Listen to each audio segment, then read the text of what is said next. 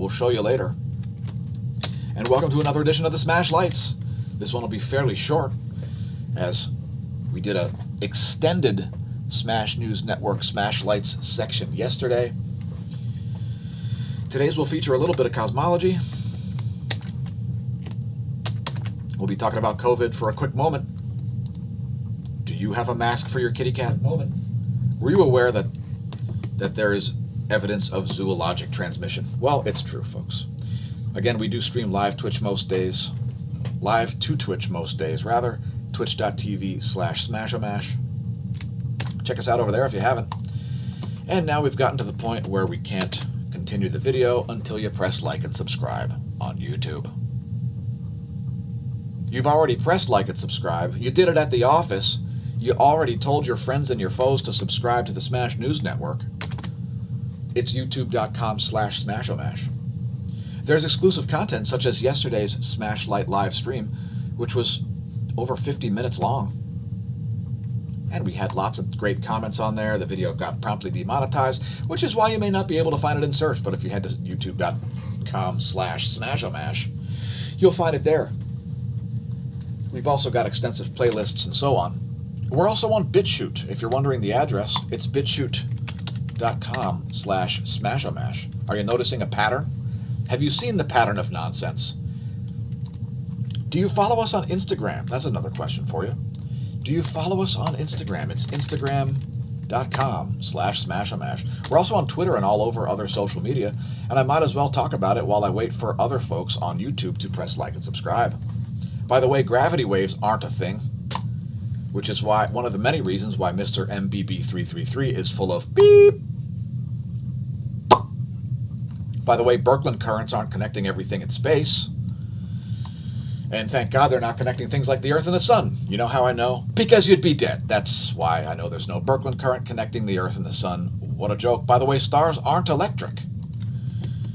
The stuff happening on their surface is electric.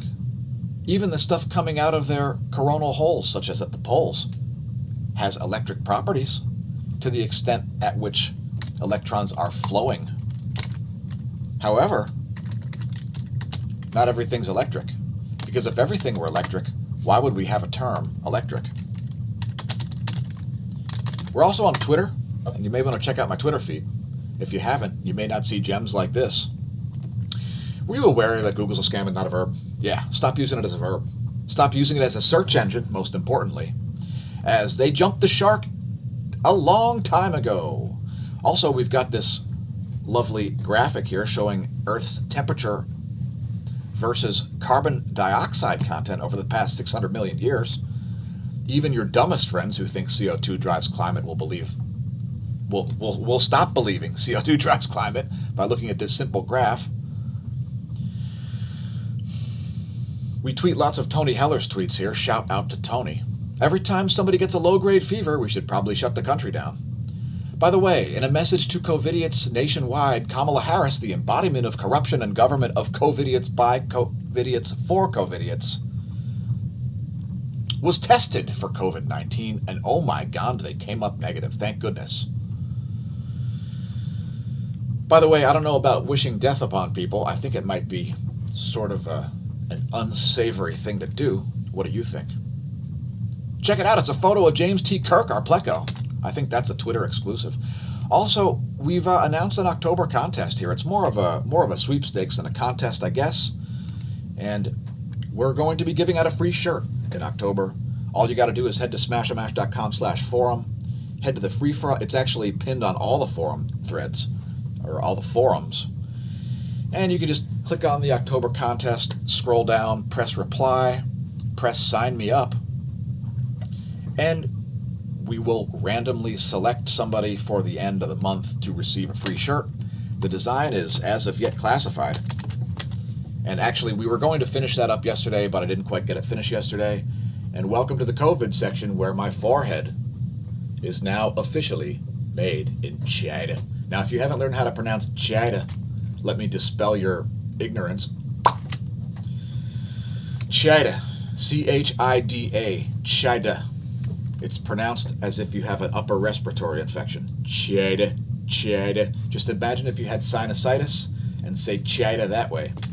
And you'll really enjoy it, as we enjoy saying China over at the Smash News Network. And of course, we just made this animation basically to trigger people on the internet and to make them show their true form of COVIDiocy. Please leave us a comment if you've noticed that our forecast for 2020 has come true. Yes, last year around this time, we started forecasting things like 2020 would be a year of clarity. And indeed it is, as every COVIdiot and their aunt and uncle have all jumped up and down and said, look at me, I'm a moron. I didn't know how to wash my hands until 2020. I didn't know that going out in public was risky until 2020. I was not aware of antibiotic-resistant tuberculosis until...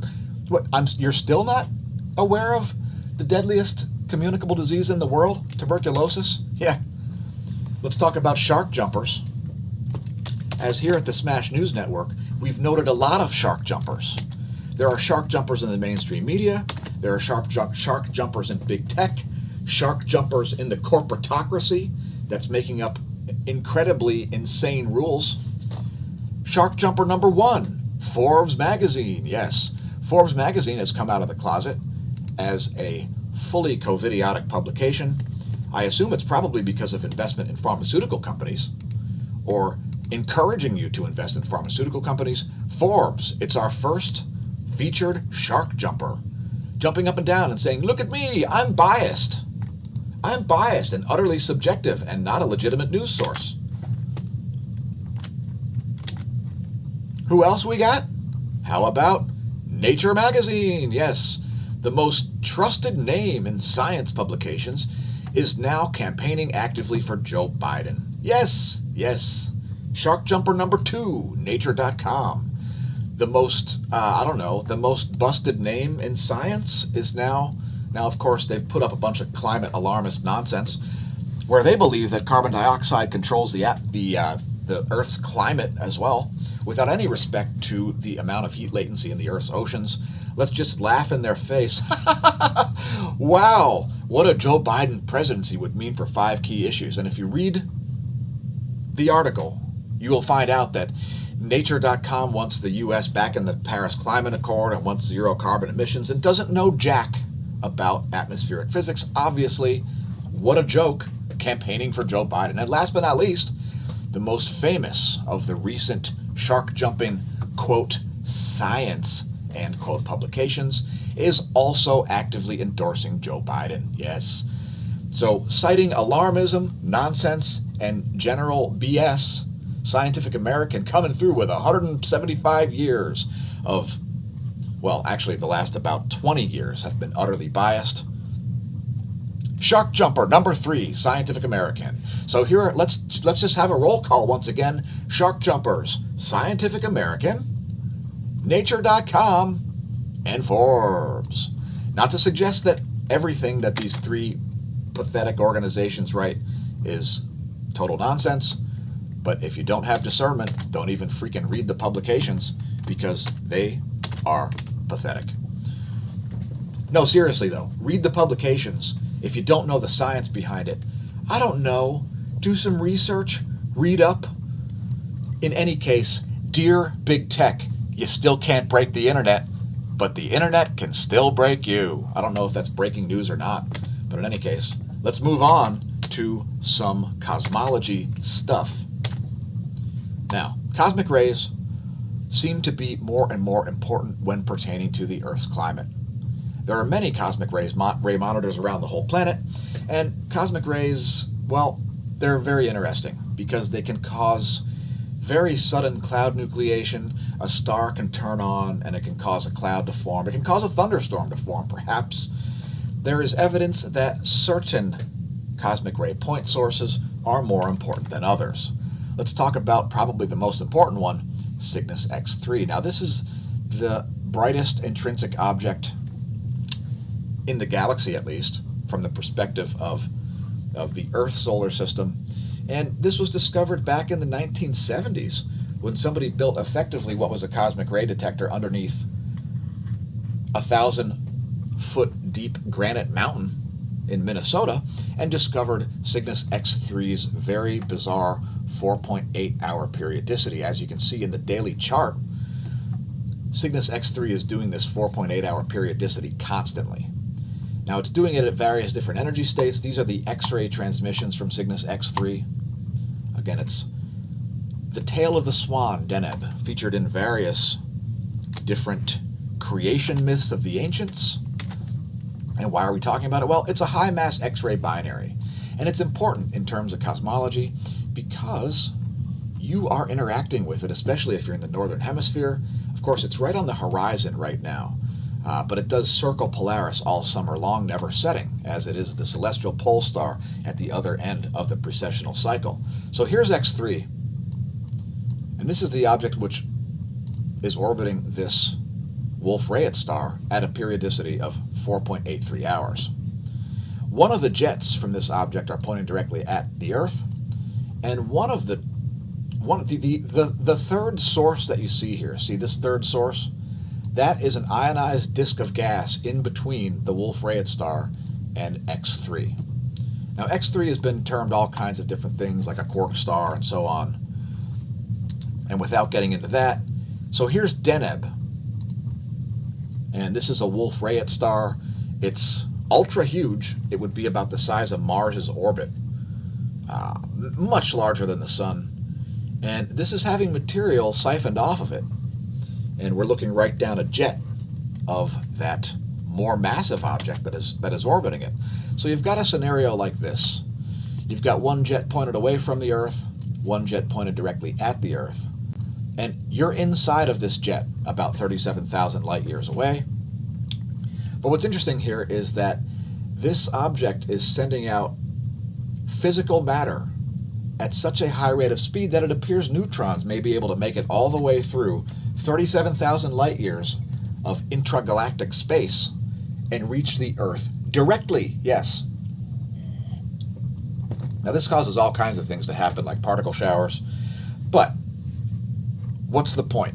The point is that the interaction between us and this object is not electric. That is not electric.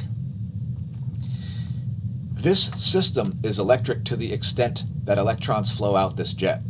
The problem is the electrons don't make it all the way out the jet. They only make it out part of the jet. So if you notice, if you look at an image of the Milky Way's galactic jets, you see these Fermi bubbles. Those are the X-ray halos of an object like this, and they are not interacting electrically. If there is an electron bridge going all the way from X3 to the Sun, to the Earth, etc., they would be brighter. They would be brighter than what we're currently perceiving. Let's just say that. If you want to read all about X3, head to smAshlight.com/forum. Go to the Cosmology Forum. See if you click on Cosmology Forum. Of course, you'll see a pinned post about the October contest. You'll also see the MOST, and you'll also see Cygnus X3 massive X-ray binary, celestial pole star. And yeah, so just have yourself a read if you haven't yet. It was discovered in 1985, where 60 anomalous muon events in a 3-eye cone in a period of 4.79 hours. And that wasn't really expected. So anyway, Cygnus X3 has a direct effect on the Earth's weather, most likely. And we're going to get into more about this later. I just wanted to include that, as this area right here has all kinds of electric effects going on. However, once you get outside the realm of these electrons, now this is just like a rifle. This is like a particle beam, not an electric situation. The term electric means the flow of electrons. So the reason you fall through the floor is electronic, as electron shells are repelling each other in the molecules that make up your feet, the carpet, the floor, etc. That's not electric. Electric means the flow of electrons, and that's the main problem that I have with electric universe. Well, and it's, of course, because it's nonsense. So here ends another episode of the smAshlights. It's about time to get moving on to some more data here. We don't want the video to be too long. It is, after all, the daily space weather.